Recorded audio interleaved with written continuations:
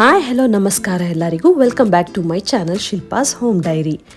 ನಾವು ಅಯೋಧ್ಯದಲ್ಲಿ ಶ್ರೀರಾಮನ ದರ್ಶನ ಪಡೆದ ನಂತರ ಎಲ್ಲಿಗೆ ಹೋದ್ವಿ ಅಂದರೆ ನಾವು ಹೊರಟಿದ್ದು ಪ್ರಯಾಗ್ರಾಜ್ಗೆ. ಪ್ರಯಾಗ್ರಾಜ್ ಅಂದರೆ ಇವಾಗ ಯಾರಿಗೆ ತಾನೇ ಗೊತ್ತಿಲ್ಲ ಅಲ್ವಾ? ಪ್ರಯಾಗ್ರಾಜ್ ಬಂದು ಅಯೋಧ್ಯದಿಂದ ಸುಮಾರು 160 ಕಿಲೋಮೀಟರ್ ದೂರದಲ್ಲಿದೆ. ಬೈ ರೋಡ್ ಹೋದರೆ ಒಂದು 4 ಅವರ್ ಜರ್ನಿ ಆಗುತ್ತೆ. ಸೊ ನಾವು ಬೆಳಗ್ಗೆನೇ ಎದ್ದು ಟ್ಯಾಕ್ಸಿಯಲ್ಲಿ ಬೈ ರೋಡ್ 4 ಅವರಲ್ಲಿ ಅಯೋಧ್ಯದಿಂದ ಪ್ರಯಾಗ್ರಾಜ್ ರೀಚ್ ಆದ್ವಿ. ನೀವು ಇವಾಗ ಏನು ಜಾಗ ನೋಡ್ತಾ ಇದ್ದೀರಲ್ವಾ, ಇವಾಗ ಇಲ್ಲಿ ಎಲ್ಲ ಯಾವುದು ಟೆಂಟ್ಗಳಿಲ್ಲ. ಬಟ್ ಕುಂಭಮೇಳ ನಡೀತಿರೋ ಟೈಮಲ್ಲಿ ಇಲ್ಲಿ ಓಡಾಡೋದಕ್ಕೂ ಕೂಡ ಜಾಗ ಇರಲಿಲ್ಲ. ಅಷ್ಟೊಂದು ಜನ, ಅಷ್ಟೊಂದು ಟೆಂಟ್ಗಳು, ಅಷ್ಟೊಂದು ವೆಹಿಕಲ್ಸ್. ಅವಾಗಿನ ಟೈಮಲ್ಲಿ ಇಲ್ಲಿ ಪರಿಸ್ಥಿತಿ ಹೇಗಿತ್ತು ಅಂತ ನೀವು ಟಿವಿಯಲ್ಲಿ ನೋಡಿರ್ಬೋದು. ಬಟ್ ನಾವು ಕುಂಭಮೇಳ ಮುಗ್ದ ನಂತರ ಹೋಗಿರೋದ್ರಿಂದ ಇಲ್ಲಿ ಅಷ್ಟೊಂದೇನು ಕ್ರೌಡ್ ಇರಲಿಲ್ಲ. ಈ ಜಾಗದಲ್ಲಿ ಪ್ರತಿ 12 ವರ್ಷಕ್ಕೆ ಒಂದ್ಸಲ ಮಹಾಕುಂಭಮೇಳ ನಡೆಯುತ್ತೆ. ಹಲವಾರು ಕಾರಣಗಳಿಂದ ನಾವು ಕುಂಭಮೇಳಕ್ಕೆ ಹೋಗೋಕೆ ಆಗಿರಲಿಲ್ಲ. ಸೊ ನಾವು ಇವಾಗ ಪ್ರಯಾಗ್ರಾಜ್ಗೆ ವಿಸಿಟ್ ಕೊಟ್ಟಿದ್ದೀವಿ. ಪ್ರಯಾಗ್ರಾಜ್ ಇರೋದು ಉತ್ತರ ಪ್ರದೇಶದಲ್ಲಿ. ಈ ಸಿಟಿಗೆ ಅಲಹಾಬಾದ್ ಅಂತ ಕೂಡ ಹೆಸರಿದೆ. ಸೊ ನಾವು ಬುಕ್ ಮಾಡಿರೋ ಹೋಟೆಲ್ ಬಂದು ಸಂಗಮ್ ವ್ಯೂ ಅಂತ. ನೀವು ನೋಡ್ತಾ ಇದ್ದೀರಾ ಸಂಗಮ್ ವ್ಯೂ ಹೋಟೆಲ್ ಹೇಗಿದೆ ಅಂತ. ಇಲ್ಲಿ ಕೂಡ ಕುಂಭಮೇಳದ ವಿಶೇಷತೆಯನ್ನು ತೋರಿಸೋದಕ್ಕೆ ಎಲ್ರಿಗೂ ಇಲ್ಲಿ ಪೇಂಟಿಂಗ್ನು ಕೂಡ ಮಾಡಿದ್ದಾರೆ. ಈ ಪೇಂಟಿಂಗ್ಸ್ ಎಲ್ಲ ಎಷ್ಟು ಸುಂದರವಾಗಿ ಮಾಡಿದ್ದಾರೆ ಅಲ್ವಾ? ಸೊ ಇವಾಗ ನಾವು ರೂಮ್ಗೆ ಹೋಗ್ಬಿಟ್ಟು ಫ್ರೆಶ್ ಅಪ್ ಆಗಿ ಕೆಲವೊಂದು ಜಾಗಗಳಿಗೆ ಹೋಗಬೇಕು. ಸೊ ಇಲ್ಲಿನ ಟೂರಿಸ್ಟ್ ಪ್ಲೇಸಸ್ಗಳ ಬಗ್ಗೆ ನೀವು ತಿಳ್ಕೊಳ್ಬೇಕಾದ್ರೆ ಈ ವಿಡಿಯೋನ ಎಲ್ಲೂ ಸ್ಕಿಪ್ ಮಾಡದೆ ಪೂರ್ತಿಯಾಗಿ ನೋಡಿ. ಅದಕ್ಕಿಂತ ಮುಂಚೆ ಸಬ್ಸ್ಕ್ರೈಬ್ ಮಾಡ್ಕೊಳ್ಳೋದನ್ನ ಮರಿಬೇಡಿ, ಆಯಿತಾ? ಸೊ ಇವಾಗ ನಾವು ಎಲ್ಲ ಫ್ರೆಶ್ ಅಪ್ ಆಗಿಬಿಟ್ಟು ಆಟೋದಲ್ಲಿ ಹೋಗ್ತಾ ಇರೋದು ಬಂದು ತ್ರಿವೇಣಿ ಸಂಗಮಕ್ಕೆ. ಎಲ್ರಿಗೂ ಗೊತ್ತಿರೋ ಪ್ರಕಾರ ನಮ್ಮ ದೇಶದಲ್ಲಿ ನದಿಗಳಿಗೆ ತುಂಬಾ ಪ್ರಾಮುಖ್ಯತೆ ಇದೆ.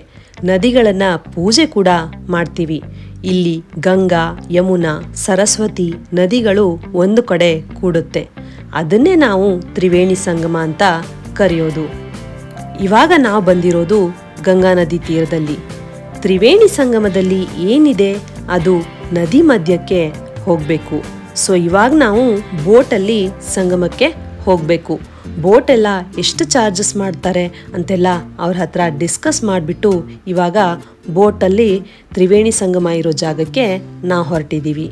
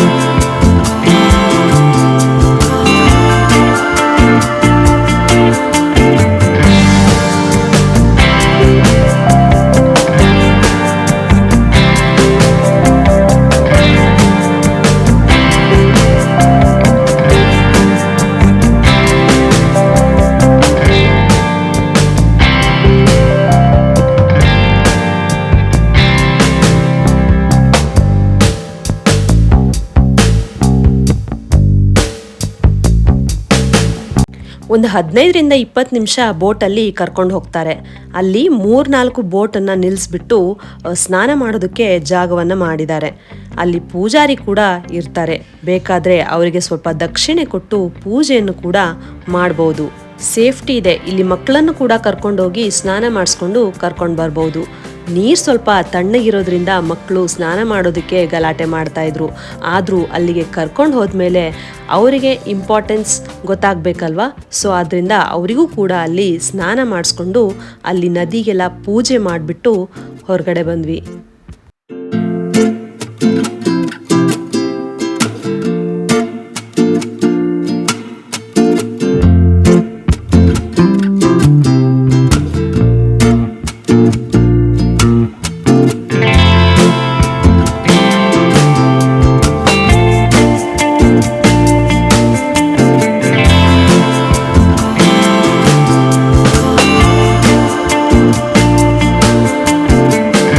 ತ್ರಿವೇಣಿ ಸಂಗಮದಲ್ಲಿ ಸ್ನಾನ ಮಾಡಿದ್ರೆ ಮಾಡಿದ ಪಾಪ ಕಳೆದು ಪುಣ್ಯ ಪ್ರಾಪ್ತಿಯಾಗುತ್ತೆ ಅನ್ನೋದು ಎಲ್ಲರ ನಂಬಿಕೆ.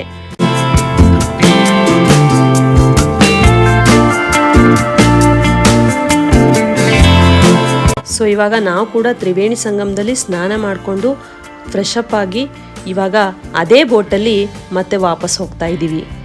ನಾವು ವಾಪಸ್ ಬರೋ ಟೈಮ್ಗೆ ಆಲ್ರೆಡಿ ಸನ್ಸೆಟ್ ಆಗ್ತಾ ಬಂದಿರೋದ್ರಿಂದ ಸಿ ವ್ಯೂ, ಸನ್ಸೆಟ್ ವ್ಯೂ ತುಂಬಾ ಚೆನ್ನಾಗಿ ಕಾಣಿಸ್ತಾ ಇತ್ತು. ತ್ರಿವೇಣಿ ಸಂಗಮದಲ್ಲಿ ಸ್ನಾನ ಮಾಡೋದು ಕೂಡ ಒಂಥರ ಒಳ್ಳೆ ಎಕ್ಸ್ಪೀರಿಯನ್ಸ್. ಇದನ್ನು ನೀವು ಕೂಡ ನಿಮ್ಮ ಲೈಫಲ್ಲಿ ಒಂದ್ಸಲ ಎಕ್ಸ್ಪೀರಿಯನ್ಸ್ ಮಾಡಿ.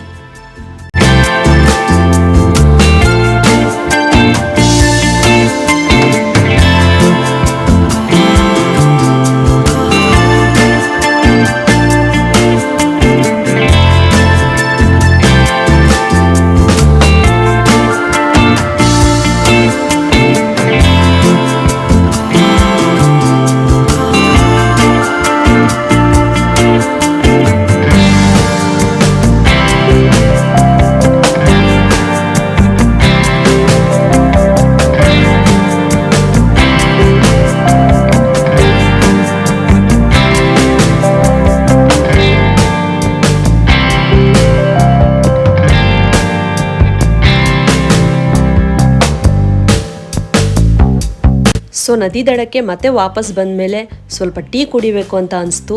ಆದ್ದರಿಂದ ಇಲ್ಲಿ ನಾವು ಲೆಮನ್ ಟೀ ತೊಗೊಂಡ್ವಿ. ಲೆಮನ್ ಟೀ ಮಾತ್ರ ಸಖತ್ತಾಗಿತ್ತು ನೋಡಿ. ಮಕ್ಕಳಿಗೂ ಕೂಡ ತುಂಬ ಇಷ್ಟ ಆಯಿತು.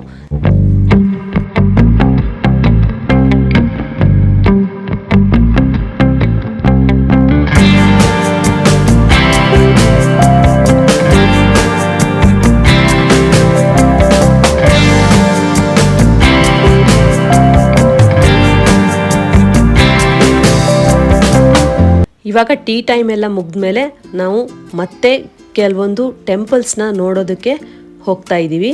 ಆಟೋದವ್ರ ಹತ್ರ ಇಷ್ಟು ಟೆಂಪಲ್ಸ್ನ ನೋಡಿಕೊಂಡು ಬರೋದಕ್ಕೆ ಎಷ್ಟಾಗತ್ತೆ ಅಂತ ಮಾತಾಡಿ ಅಷ್ಟೂ ದೇವಸ್ಥಾನಕ್ಕೆ ಒಂದೇ ಆಟೋದಲ್ಲಿ ವಿಸಿಟ್ ಮಾಡಿದ್ವಿ. ಬನ್ನಿ ಇವಾಗ ನೆಕ್ಸ್ಟ್ ಯಾವ ಟೆಂಪಲ್ಗೆ ಹೋಗ್ತೀವಿ ಅಂತ ಹೇಳ್ತೀನಿ.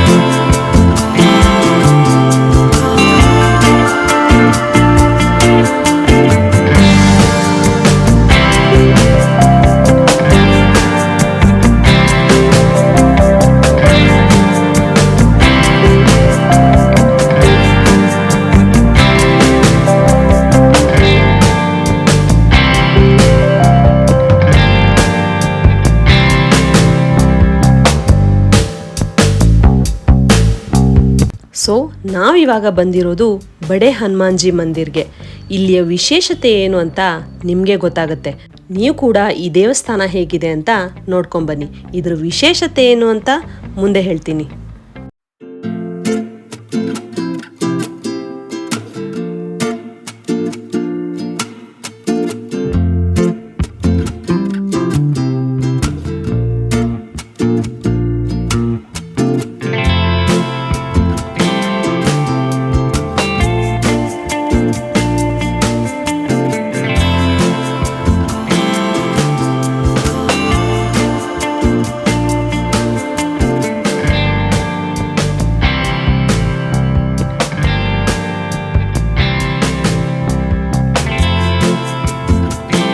ಬಡೆ ಹನುಮಾನ್ಜಿ ಮಂದಿರ್. ಈ ಟೆಂಪಲ್ ಅಲ್ಲಿ ವಿಶೇಷತೆ ಏನಂದ್ರೆ ಹನುಮಾನ್ಜಿನ ನೀವು ಮಲ್ಗಿರೋ ಪೊಸಿಷನ್ ಅಲ್ಲಿ ದರ್ಶನ ಪಡಿತೀರಾ. ಒಂಥರ ಯೂನಿಕ್ ಆಗಿರೋ ದೇವಸ್ಥಾನ, ತುಂಬಾನೇ ಸಖತ್ತಾಗಿದೆ. ತುಂಬಾನೇ ಕ್ರೌಡ್ ಕೂಡ ಇತ್ತು. ಬಟ್ ಆದ್ರೆ ಒಂದು ಒಳ್ಳೆ ಎಕ್ಸ್ಪೀರಿಯನ್ಸ್. ನೀವು ಈ ಥರ ದೇವಸ್ಥಾನ ಎಲ್ಲೂ ನೋಡಿರೋಕೆ ಸಾಧ್ಯನೇ ಇಲ್ಲ. ಅದು ಇರೋದು ಪ್ರಯಾಗ್ರಾಜಲ್ಲಿ. ಸೊ ಇಲ್ಲಿ ದೇವ್ರ ದರ್ಶನ ಪಡ್ಕೊಂಡು ಎಲ್ಲ ಹೊರಗಡೆ ಬಂದ್ವಿ.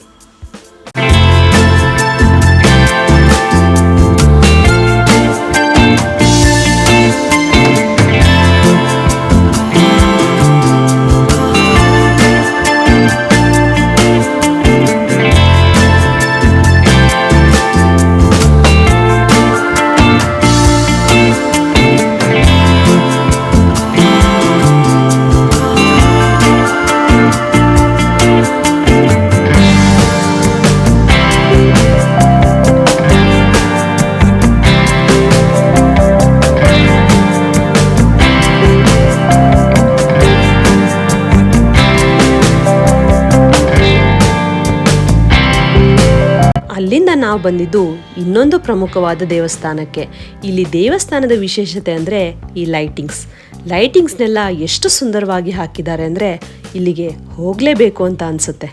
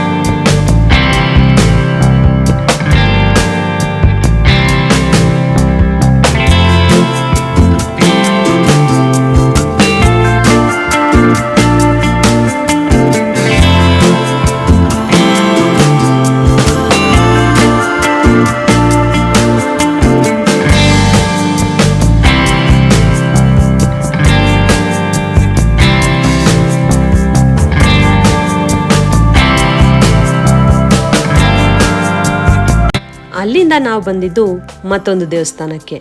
ಇದು ಬಂದು ಶಕ್ತಿಪೀಠ. ಈ ಶಕ್ತಿಪೀಠಗಳ ಪ್ರಾಮುಖ್ಯತೆ ಏನು ಅಂತ ನಾನು ಮುಂದೆ ಹೇಳ್ತೀನಿ. ಇಲ್ಲಿ ಕೂಡ ತುಂಬ ಕ್ರೌಡ್ ಇತ್ತು.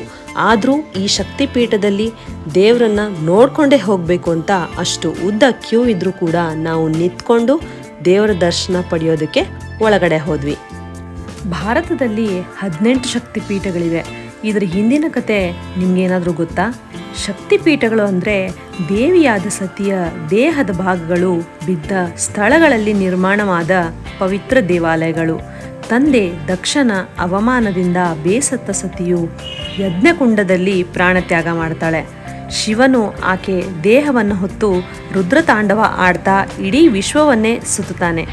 ಆಗ ವಿಷ್ಣು ತನ್ನ ಸುದರ್ಶನ ಚಕ್ರದಿಂದ ಆಕೆಯ ದೇಹವನ್ನು 51 ತುಂಡುಗಳನ್ನಾಗಿ ಮಾಡಿ ಆ ತುಂಡುಗಳೇನು ಬಿದ್ದ ಸ್ಥಳಗಳಲ್ಲಿ ಶಕ್ತಿಪೀಠಗಳು ಉದ್ಭವವಾದವು ಅಂತ ನಂಬಿಕೆ ಇದೆ.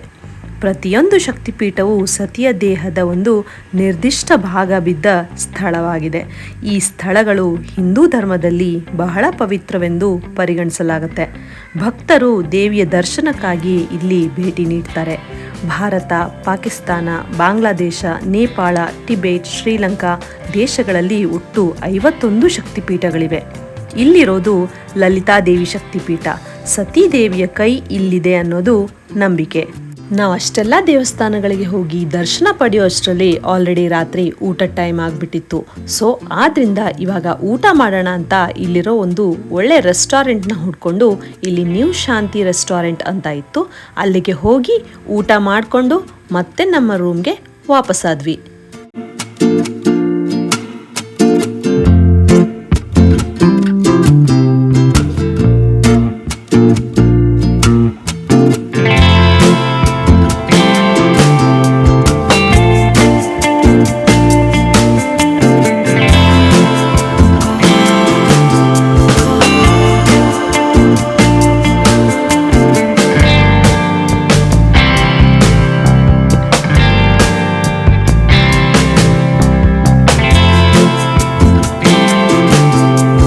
ಸೊ ಪ್ರಯಾಗ್ರಾಜಲ್ಲಿ ನಮ್ಮ ದಿನಚರಿ ಹೀಗಿತ್ತು.